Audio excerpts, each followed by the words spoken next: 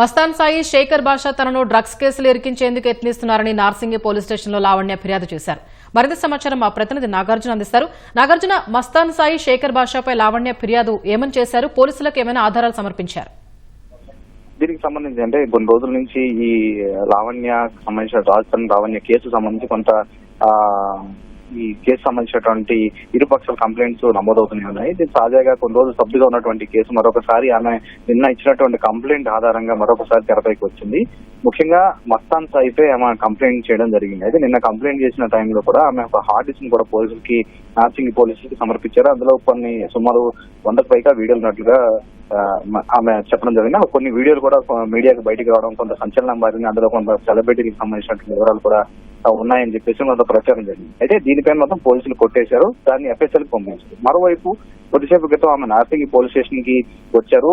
అయితే శేఖర్ బాషాపై అంటే గతంలో ఈ లావణ్యకి ఎవరైతే పరిచయం ఉన్నటువంటి శేఖర్ బాషా, మస్తాన్ సాయి ఇప్పుడు అరెస్ట్ అయినటువంటి మస్తాన్ సాయి ఇద్దరు కలిసి తన ఒక డ్రగ్స్ కేసులో ఇరికించేందుకు ప్రయత్నించారనేది ఆమె ఆరోపిస్తున్నారు.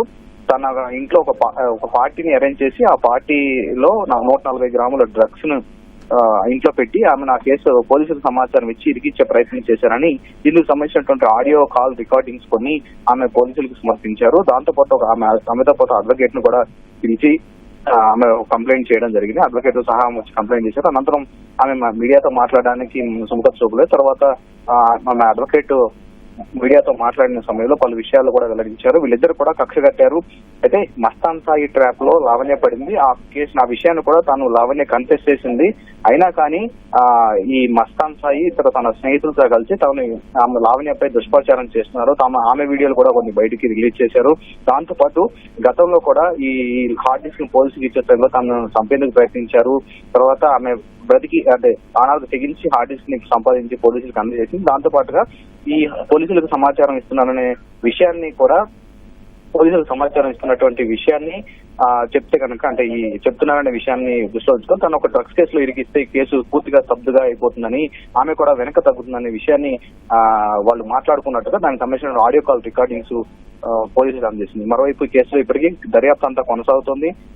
మస్తాన్ సాయిని పోలీసులు ప్రస్తుతం జైలుకు తరలించారు. అతన్ని కస్టడీ తీసుకొని విచారించాలని భావిస్తున్నారు. 1 రోజులు కస్టడీ తీసుకోవాలని కస్టడీ పిటిషన్ కూడా దాఖలు చేశారు. ఈ కేసుకు సంబంధించిన అన్ని విషయాలు వెలుగులోకి రావాల్సి ఉంది. మరోవైపు ఈ కేసులో నిన్న ఆమెకు ఫిర్యాదు చేసినటువంటి విషయాల్లో భాగంగా హార్డ్ డిస్క్ లో ఉన్నటువంటి బాధితురాలు ఎవరైతే ఉన్నారో అతనికి ట్రాప్ చేసి వీడియో కాల్ లో రికార్డింగ్ చేసి బెదిరించి అత్యాచారం చేశాడనేది ప్రధాన ఆరోపణ. ఎవరైనా బాధితులు ఉంటే వచ్చి పోలీస్ స్టేషన్ కి వచ్చి కలవాలని పోలీసులు కూడా చెప్తున్నారు. ధన్యవాదాలు నాగార్జున.